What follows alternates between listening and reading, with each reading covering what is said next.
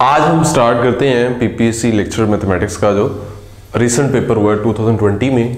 तो उसके ये क्वेश्चंस मैंने कुछ लिखे हैं। अब यहाँ पे जो क्वेश्चंस की नंबरिंग मैंने लिखी है वो मैंने अपने हिसाब से लिखी है, क्योंकि मुझे जो क्वेश्चन रिसीव हुए थे तो मैंने उनकी पीडीएफ उस तरह से बनाई है, तो वो नंबरिंग मैंने उस तरह से लिखी हुई है। तो ये मैं पीडीएफ जो है वो शेयर भी कर दूंगा और आप सब तक पहुंच जाएगी। तो volume 4 cross volume of tetrahedron के वॉल्यूम ऑफ टेट्राहेड्रन को अगर हम 4 से मल्टीप्लाई करें तो किसका वॉल्यूम बनता है। आपको पता होगा जी, पैरेललोपाइड का जो वॉल्यूम होता है वो क्या होता है, वो स्केलर प्रोडक्ट होता है 3 वेक्टर्स का A dot B cross C, और वो होता है वॉल्यूम ऑफ पैरेललोपाइड। और जब आप उसको 6 से डिवाइड करवाते हैं तो वो आपके पास टेट्राहेड्रन का वॉल्यूम बन जाता है।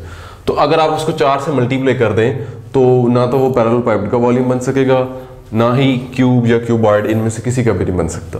सो यहाँ पे जो आपकी करेक्ट ऑप्शन हो सकती है वो कौन सी हो सकती है, डी की, नन ऑफ दीज। नेक्स्ट देखें जी, reduced echelon form of a matrix is, जो रिड्यूस्ड एचेलॉन फॉर्म है मैट्रिक्स की वो क्या होती है। ऑप्शंस में है unique, not unique, every pivot has value 1। तो जब रिड्यूस्ड एचेलॉन फॉर्म होती है आपकी, उसमें हर पिवट जो एलिमेंट होता है, यानी जो लीडिंग कोएफिशिएंट होता है हर रो में, वो 1 ही होता है। और आप कोई भी एल्गोरिथम यूज करेंगे उसके थ्रू आप रिड्यूस्ड एचेलॉन फॉर्म बनाएं, हमेशा वो यूनिक ही होती है। सो ये भी ट्रू है, ये भी ट्रू है। तो ऑप्शन आपके पास मौजूद है बोथ ए एंड सी की। सो डी आपकी यहाँ पे ट्रू ऑप्शन होगी। तो क्वेश्चन नंबर 3 देखिए जी, tangent x over x is greater than x over sin x। ये इनइक्वालिटी है और ये x की किन वैल्यूज के लिए होल्ड कर रही है ये हमने देखना है। यहाँ पे आपके पास x की वैल्यूज गिवन है, इंटरवल्स गिवन है a, b और c को। अगर आप गौर से देखें तो यहाँ पे x की वैल्यू क्या है जी, यहाँ x 0 के इक्वल है, यहाँ भी x 0 के इक्वल है, और इन दोनों में तो x π/2 के भी इक्वल है। तो अगर आप इस अपनी इनइक्वालिटी को ध्यान से देखें, हम बेसिकली हैं यहाँ पे, अगर आप डी ऑप्शन को देखें तो फर्स्ट क्वाड्रेंट है। सो फर्स्ट क्वाड्रेंट में टेंजेंट और साइन दोनों पॉजिटिव ही होते हैं। और अगर आप इन तीनों की बात करते हैं तो यहाँ पे x 0 भी है और x π/2 भी है।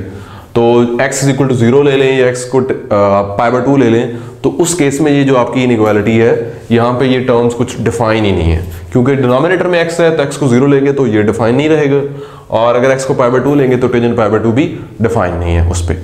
सो ये a b c तो आपकी क्रॉस्ड हो गई।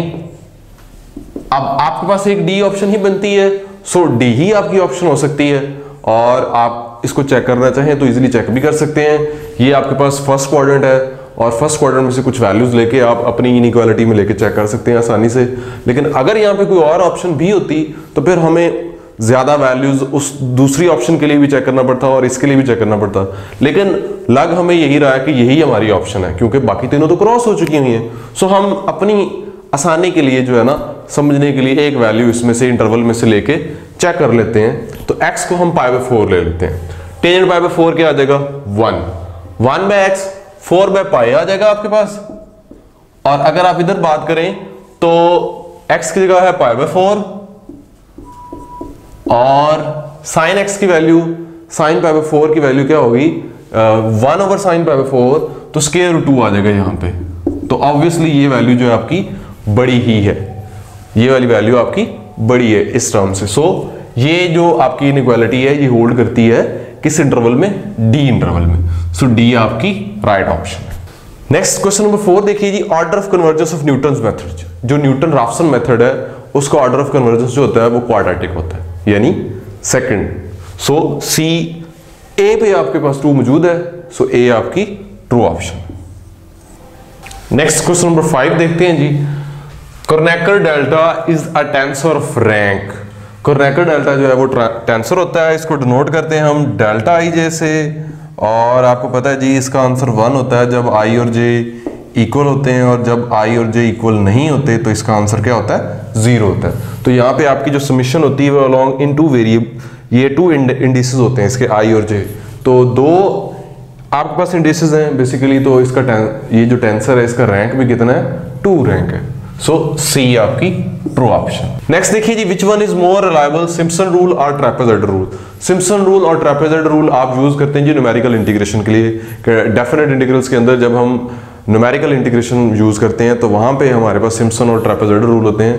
तो जो ट्रेपेजॉइडल रूल होता है उसमें हम क्या करते हैं जी, ट्रेपेजियम्स बनाते हैं। जो आपका गिवन ग्राफ होता है, आपकी जो भी जो आपने एरिया कैलकुलेट करना होता है, एरिया अंडर द कर्व, तो आप उसके ट्रापेजियम्स बनाते हैं और फिर उसके इंटरवल्स बना के वहाँ पे आप उसको इंटीग्रेट कर रहे होते हैं। बेसिकली वो आपकी अप्रॉक्सीमेशन ही होती है।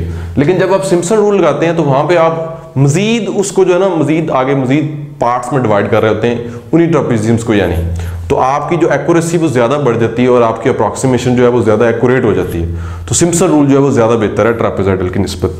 सो ए आपकी ट्रू ऑप्शन होगी यहाँ पे। नेक्स्ट देखिए जी, ring of integers has characteristics.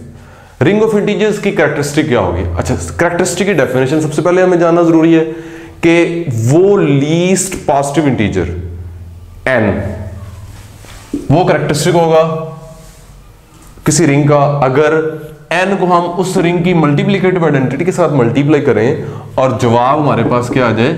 0 आ जाए। जवाब क्या आ जाए? 0 आ जाए। ये होगा लीस्ट पॉजिटिव इंटीजर n। तो यहां पे ये वाली ऑप्शन तो वैसे ही क्रॉस होगी क्योंकि ये नेगेटिव है, यहां पे भी नेगेटिव मौजूद है तो ये भी क्रॉस होगी। तो उसके बाद 1 और 0 ये हमारे पास ऑप्शंस हो सकती हैं। अब आपके पास ये जो रिंग है ये Z है, रिंग ऑफ इंटीजर्स। इसके अंदर आपको n कोई भी ऐसा नहीं मिल सकता कि जिसको आप 1 से मल्टीप्लाई करें और जवाब क्या आ जाए? 0 आ जाए। और अगर ऐसा नहीं हो रहा होता तो हम कहते हैं वो रिंग जो है उसकी कैरेक्टरिस्टिक क्या होती है? 0 कैरेक्टरिस्टिक होती है। उस रिंग की कैरेक्टरिस्टिक क्या होगी? 0 होगी। सो यहां पे रिंग ऑफ इंटीजर्स है, उसकी कैरेक्टरिस्टिक क्या है जी? 0 है। तो बी आपकी ट्रू ऑप्शन होगी। नेक्स्ट है जी, Kepler stated the first law of planetary motion. Kepler ने प्लैनेटरी मोशन के लॉज पेश किए थे, तो उनमें जो सबसे पहला लॉ था वो 1609 में उसने प्रेजेंट किया था। सो बी आपकी ट्रू ऑप्शन है। नेक्स्ट है जी, let A and B be two n square matrices such that A B A के बराबर है और बी ए बी के बराबर है। देन ए और बी को हमने बताना है वो क्या हो सकते हैं? एडेम्पोटेंट, इन्वोल्यूटरी, निलपोटेंट। एडेम्पोटेंट मैट्रिसेस क्या होते हैं कि अगर ए स्क्वायर बराबर ए के आ जाए तो हम कहते हैं ए एडेम्पोटेंट मैट्रिक्स है। इन्वोल्यूटरी क्या होता है कि अगर ए स्क्वायर आई के बराबर आ जाए तो इन्वोल्यूटरी है। और निलपोटेंट क्या होता है कि ए की सम पावर पी जो है वो क्या बन जाए? 0, नल मैट्रिक्स बन जाए। तो हम कहते हैं जो ए जो है वो निलपोटेंट मैट्रिक्स है। तो देखते हैं जी, चेक करते हैं क्या ये बनते हैं एडेम्पोटेंट या इन्वोल्यूटरी। कंसिडर कीजिए ए स्क्वायर। ए स्क्वायर किसके बराबर होता है? ए डॉट ए। और इस ए की जगह लगाएं जी आप ए बी इंटू ए। अब एसोसिएटिव लॉ लगा लें, ए इंटू बी ए बन जाएगा। और बी ए किसके बराबर है? बी के। तो ए बी आ गया और ए बी किसके बराबर है? ए के। ए स्क्वायर ए के बराबर आ गया तो इसका मतलब ए आपका कौन सा मैट्रिक्स है? एडेम्पोटेंट मैट्रिक्स है। अब बी की बारी, बी स्क्वायर, इसको हम लिख सकते हैं बी डॉट बी। तो बी डॉट बी, और इस ये जो बी है आप उसकी जगह लिखें बी ए बी।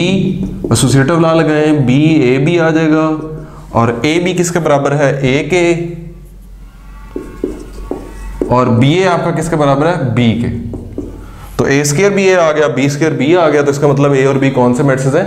एडेम्पोटेंट मैट्रिसेस हैं। सो ए आपकी ट्रू ऑप्शन।